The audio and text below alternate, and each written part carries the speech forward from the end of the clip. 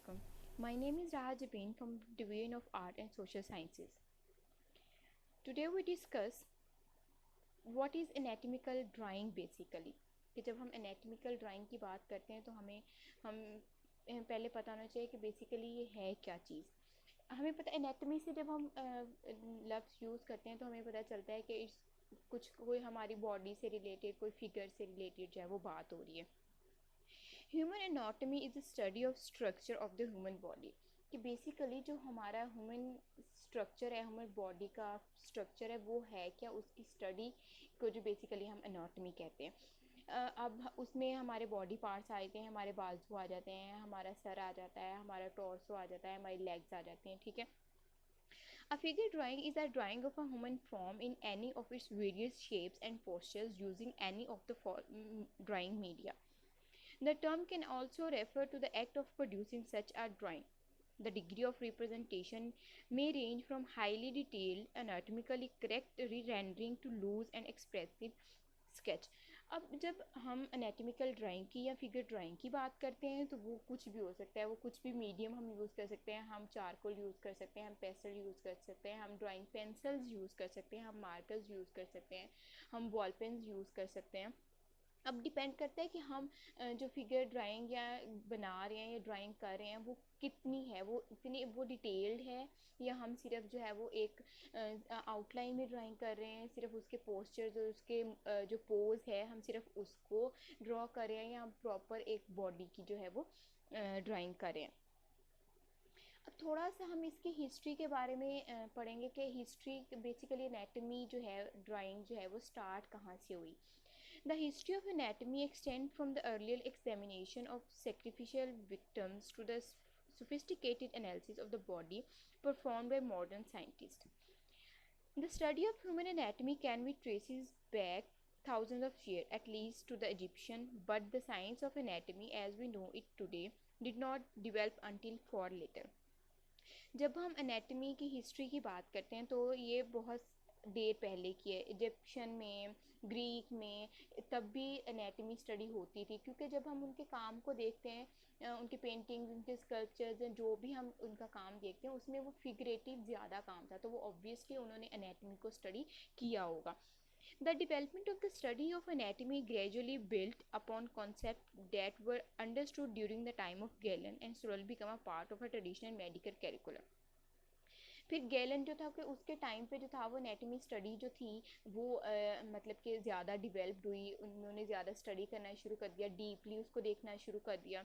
और वो जो उस टाइम पे अगर हम बात करें तो एक करिकुलम का एक वो मेजर पार्ट जो थी ना वो बन गई. The study of anatomy begins at least the early 1600 BC, the date of the Edwin Smith surgical papyrus. अगर हम इसकी डेट पे जाएं तो ये 1600 BC में जो है वो आती है इसकी डेट के, जब सर्जिकल मेडिकल में जब काम हो रहा था तब बेसिकली एनाटमी स्टडी स्टार्ट हुई, जब उसके उन्होंने काम करना शुरू किया. Norman culture method and application for the study of anatomy all date back to the Greek.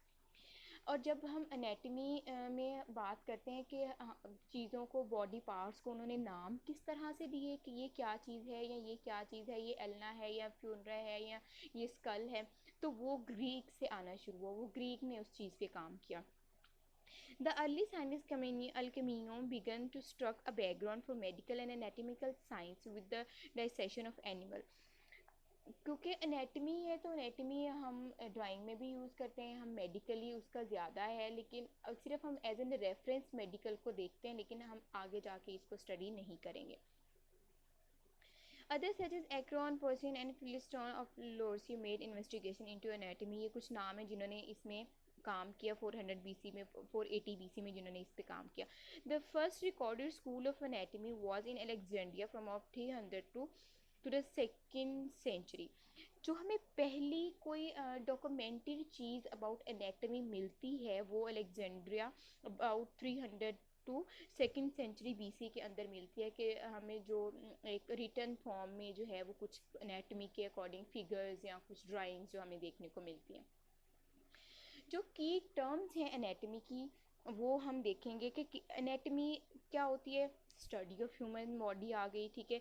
अब इसमें जब हम एनाटॉमी की टाइप में जाते हैं तो हमारे पास दो टाइप्स आती हैं. नंबर एक आ जाती है हमारे पास surface anatomy, the study of anatomical landmark that can be identified by observing the surface of the body, sometimes called superficial anatomy. Like जैसे कि एक इंसान है, उसके ऊपर सबसे हमारी जो आउटर लेयर है वो हमारी स्किन है. हमारी स्किन को देख के वो एक हमारी सरफेस में आ जाती है ना, उसको स्किन को देख के जो एक स्टडी होती है वो सरफेस एनाटमी में आ जाती है. ग्रॉस एनाटमी या मैक्रोस्कोपिक एनाटमी वो बेसिकली आता है कि हमारे मसल्स आ जाते हैं, उसमें हमारे इंटरनल ऑर्गन्स आ जाते हैं और उसमें हमारी सारी वो चीज़ें आ जाती हैं. की पॉइंट्स ऑफ एनाटॉमिकल ड्राइंग की बात करेंगे हम, कि ये तो हमने पढ़ लिया कि एनाटॉमी क्या थी, कहाँ से आई, किस तरह से हुई, मेडिकल में इसका क्या रोल था. और अब हम देखेंगे कि एनाटॉमिकल ड्राइंग बेसिकली जो थी वो कहाँ से आई और कहाँ पे जो है वो स्टैंड की. ग्रॉस एनाटॉमी इज सब divided into surface anatomy, the external body, regional anatomy, specific region of the body, and systemic anatomy, specific organ system. Microscopic anatomy is subdivided into cytology and histology. ठीक है.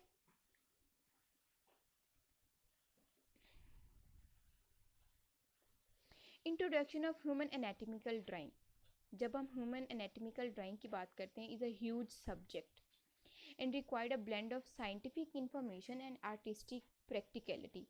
क्योंकि जब तक जो है हमें पता नहीं होगा कि एनाटॉमी हमारे फिगर्स, हमारी जो एक फिगर है, ह्यूमन बॉडी है, उसकी हमें मेजरमेंट हमें जब तक पता नहीं होगी हम उसको ड्रॉ नहीं कर सकते. हम देख के तो वो चीज़ हमें पता चल जाएगी, लेकिन उसकी स्पेसिफिक मेजर क्या है, उसका सिस्टमेटिक काम क्या है, वो जो है वो ज़्यादा मैटर करता है. For example, you need an engineering like understanding of how the skeleton joint work to construct your figure.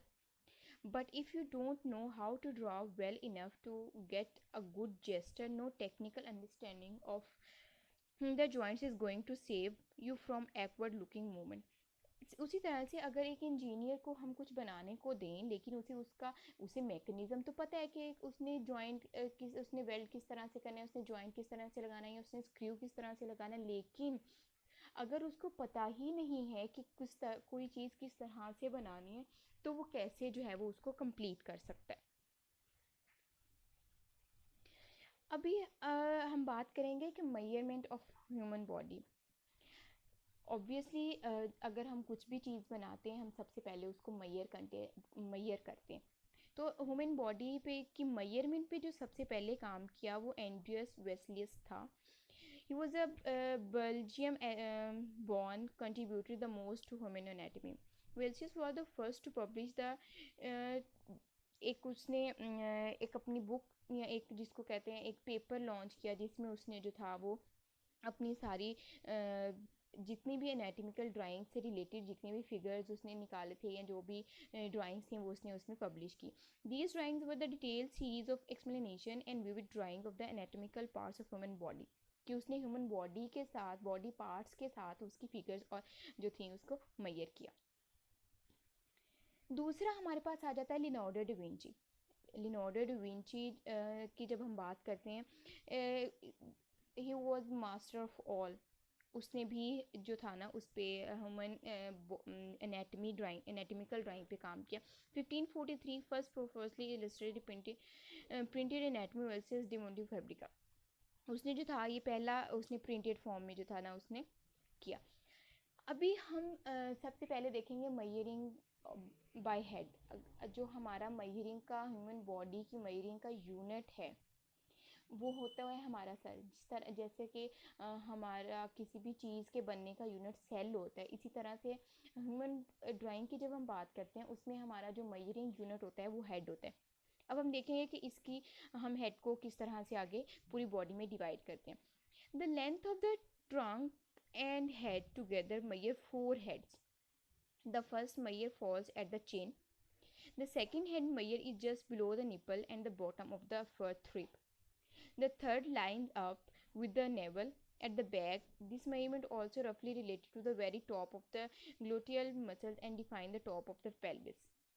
The fourth division lies अब just below the gluon and just above the bottom of the gluteal fold, the prominent fold of the on the back of the upper thigh when looking at the figure from behind. The leg measures forehead from the sole of the foot to the greater trochanter or top of the outside of the femur. The bottom of the kneecap is center of this measurement, and other words, the point of articulation between the femur and tibia. This point also lines up with the popliteal fold found at the back of the knees. अब ये वो measurements हैं जिसके हम head को अपना unit मान के हम उसको पूरी बॉडी में जो है वो डिवाइड करते हैं. अब सबसे पहले जब हम देखते हैं, हमें स्टडी मिलती है कि जो एक हेड को उन्होंने फुट को जो था वो एक मेजरिंग यूनिट बनाया था. फुट जो था वो उसको पूरी बॉडी में डिवाइड करते थे कि वो कितने टाइम से. ठीक है. फिर आहिस्ता आहिस्ता जब जैसे लियोनार्डो डा विंची ने काम किया उस पर बहुत सारे तो फिर उन्होंने जो मेजरिंग यूनिट रखा वो हेड को रखा, और हेड को जो था वो पहले था कि हेड पूरी बॉडी में 6 टाइम डिवाइड करें तो हमारी एक पूरी बॉडी जो है वो बन जाती है. फिर कुछ टाइम के बाद आर्टिस्ट ने जब काम किया तो वो बहुत छोटी बॉडी आती थी. अब हम देखें, जब एंशियंट ग्रीक या मोरोम के स्कल्पचर्स हम देखते हैं तो उसमें हम देखते हैं कि बहुत इलोंगेटेड बॉडी थी. तो उन्होंने कहा कि जी जो हेड है वो 7 टाइम या 7 या हाफ टाइम जो है वो हमारी पूरी बॉडी में आता है. फिर उसके बाद जो फाइनल अभी हम लोग भी यूज़ करते हैं टिल डेट, वो आता है कि हेड जो है वो 8 टाइम हमारी बॉडी की होता है. क्योंकि हमारे हर एक की बॉडी हाइट जो होती है वो वेरी करती है. कोई छोटा होता है, कोई बड़ा होता है, तो हाइट वाइज है वो 8 इज़ द अप्रॉक्सीमेट हाइट जो हम जो है वो यूज़ करते हैं. अभी जो है बेसिकली ये हमें आप देख रहे होंगे कि हेड की डिवीजन है कि हम उसको हेड को किस तरह से डिवाइड करते हैं. 1.5 होता है, 1/3 में आईज आती हैं. उसके जो सेकंड वहाँ होता है उसमें हमारे लिप्स, हमारे चिन आ जाती है.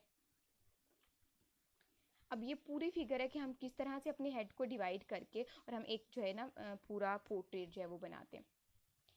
अब जब हम बात करते हैं हेड की, तो अब हर एक का हेड जो है, हर एक का फेस जो है वो डिफरेंट होता है. किसी का ओवल होता है, किसी का थोड़ा सा स्क्वेरिश होता है, किसी का थोड़ा सा रेक्टेंगल होता है. तो ये उसके अकॉर्डिंगली जो है वो बताया है कि किस तरह से हम जो हेड की जो है वो मेजरमेंट लेते हैं.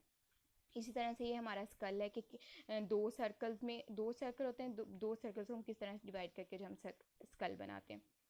ये सेम उसी तरह से आप देख रहे हैं कि डिवीजन उसकी किस तरह से हम करते हैं अकॉर्डिंग टू एंगल, और अगर फ्रंट है या साइड पोज है तो उसकी किस तरह से होती है. आई होप कि आप लोगों को ये लेक्चर जो है हेल्पफुल होगा. बाकी जो है हम लोग असाइनमेंट्स डिस्कस करेंगे इंशाल्लाह. और कोई भी आप लोगों को इशू हो आप लोग कांटेक्ट कर सकते हैं. Thank you so much.